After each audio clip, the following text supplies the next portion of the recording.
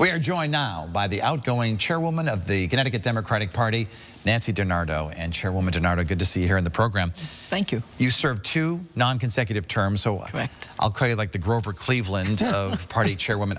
I know you don't want to be called the Donald Trump. I was just going to say thank you. but you served 2 different terms. Correct. What made you come back?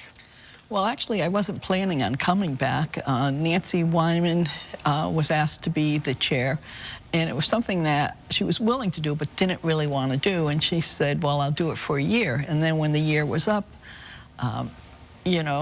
she said, I'm giving it up. So the governor called. He had asked the vice chair. If the vice chair wasn't interested in doing that, he was wanting to be a partner in his law firm, so he didn't think he had the time for it, so it had to be a woman. So when he called me, I said yes. I like doing it. I just feel that there's other people who want to do it too and can make a difference. So back in the day when you began, there were Republicans in the congressional delegation, a Republican governor along the way, a couple of them actually. Yes. And now it's all Democrats, right? So do you consider that a success, that you've done your job well? Well, I can't take credit for it. I mean, we've had great candidates the whole time, and it really has made a difference, and people know how to campaign and get the message out, and that's what really helps. And I'm happy it's all Democratic, but I can't take the credit for it. The only thing I could say is we meet regularly and reach out to people so people know the state party is active and willing to work. So, is there a young candidate 30 years ago who you really believed in, who made it big, and you were like, I got that person started? Oh, I don't know. Maybe a few? There probably are a few people. I mean, in Trumbull we had, because that's where I live, and I started in politics there, and we used to reach out to people. And it was pretty funny, because when I met people, I would say to them, you know, you registered to vote? And they'd say, yeah. And I never asked what party. And I said, do you have any interest in getting involved? And people thought that was very funny. But I think it's important to encourage people to get involved in politics. So the way it worked, you would go and you'd say, listen, I believe you'd be a great candidate. You should run for office. Were you turned down a lot by people who said, I don't want to go into that business. I don't want to do it? There were people who didn't want to do it, yes. Particularly when I first started, there were women who felt that, you know, if they worked, then they had to take care of the house, and it was just a lot of time. Since, you know, I've been in, though, that has obviously changed a lot. But at first, women were hesitant. And I first got involved in politics in Trumbull when I had just come out of college, and I was 21, because at that time you had to be 21. And they asked me to get involved and run for office. If you look around the state legislature and the congressional delegation, it is still a lot of men, mostly men. Right.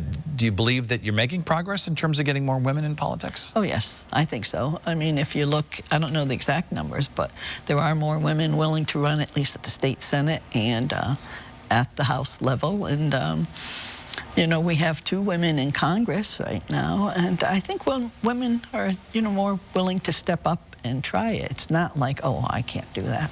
Still haven't had a woman senator, though. I know you wanted that at one point. And Murphy and Blumenthal aren't going anywhere. No, and they're doing a great job, so I'm not complaining. What's the future of the Democratic Party in Connecticut under Donald Trump? Well, you know, we're a blue state, so we don't really feel it as much directly, you know, you know, it's hard to say. I think, you know, because we have such good congressional people and our legislators, I'm hoping that we're not going to, you know, feel a lot of it. Obviously, you know, he's passing a lot of legislation that, you know, will impact us. But, well, not passing, but executive orders. And, you know, I am concerned about women's right to choose. I mean, it's fine in Connecticut, but you never know when, you know, there might be a push to eliminate that. You've had the chance to meet some national figures. Who do you like give me a couple names for president in 2028 for Democrats.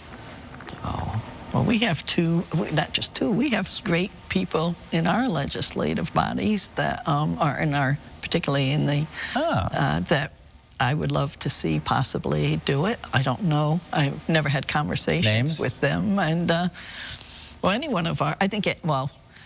of our congressionals and U.S. senators, I mean, I don't know that. Blumenthal, you can see one of them perhaps running for Senate? Yes. And, you know, for president? Yes. I've never had the conversation, but I think they would do a great job and are very capable. I don't know if it's something that they want or even...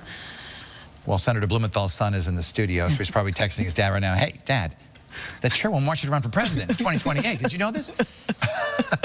Let's talk about governor in 2026. Would you like to see the governor run for a third term?